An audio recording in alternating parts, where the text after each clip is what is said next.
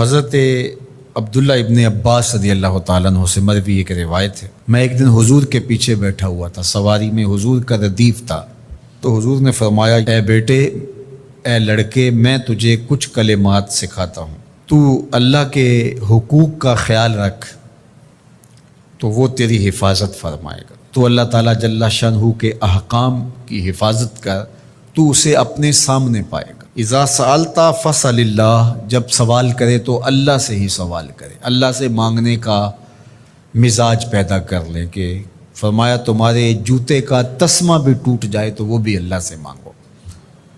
ضرور بازار میں جاؤ دکاندار سے، لیکن حقیقی طلب اللہ سے ہونی چاہیے۔ بات بات پہ اللہ سے سوال کرو، بڑی سے بڑی چیز بھی اس سے مانگو، چھوٹی سے چھوٹی چیز بھی اسی سے طلب کرو۔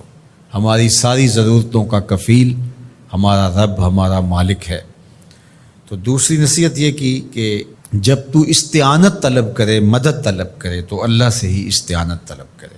وعلم، اور جان کہ اگر ساری امت، سارے لوگ، پوری قوم جمع ہو کے تمہیں فائدہ پہنچانے کی کوشش میں لگ جائیں تو تمہیں وہی فائدہ پہنچا سکتے ہیں جو تیرے لیے تیرے رب نے لکھا ہے۔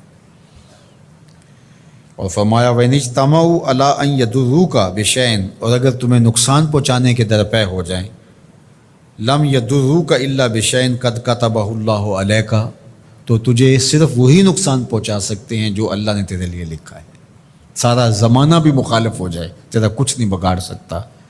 ہاں، تیرے مقدر میں اگر کوئی چیز، کوئی بگاڑ لکھا ہے تو وہ ہوگا، اس کا ذریعہ وہ بن جائیں گے۔ تو اس لیے پھر اسی سے مانگو، اسی سے طلب کرو۔ رفعت الاقلام وجفت الصحف، جو لکھنا تھا اللہ نے لکھ دیا، لکھنے کے بعد قلم اٹھا لیا گیا اور جن صحیفوں پہ لکھا تھا وہ خشک ہو گئے۔ اب کتابیں بند ہیں، تو اس لیے اس نے تیرے لیے جو لکھا ہے وہ ہو کے رہے گا، تو خام خواہ لوگوں سے ڈرنے کی ضرورت نہیں ہے، اور تیرا فائدہ، تیرا نقصان اسی کے دستے قدرت میں ہے، تو اسی سے طلب کر، اسی سے مانگ۔ اور فرمایا تو اللہ تعالیٰ جل شانہ کو رخاء میں، خوشحالی میں یاد کر، یعرف کا فی الشدہ، وہ تجھے مشکل میں پہچانے گا۔ یعنی جو شخص خوشحالی کے دور میں اس کے پاس دولت ہے، صحت ہے، تو اللہ تعالیٰ کو فراموش نہیں کرتا، اللہ اس کی بدحالی کے زمانے میں اس کو فراموش نہیں کرتا۔ وعلم، اور جان، ان النصر مع الصبر، کہ جو مدد ہے وہ صبر کے ساتھ آتی ہے۔ وان الفرج مع الکرب، اور کشادگی جو ہے وہ مشکل کے ساتھ آتی ہے۔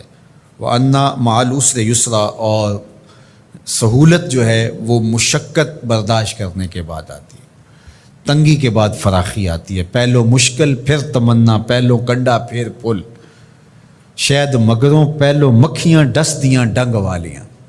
تو یہ سب ہوتا ہے، مشکلات، تکلیفیں، آلام، مصائب، ان سب سے گزر کر کے آسانیاں آتی ہیں۔ خود حضور کی زندگی دیکھ لیجئے، مدنی زندگی مکی زندگی کے گزرنے کے بعد، طائف کے مراحل کو طے کرنے کے بعد آتی۔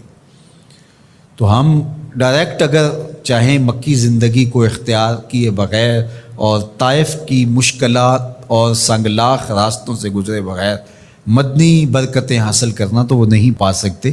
تو یہ اللہ تعالیٰ نے ایک نظام رکھا ہوا ہے۔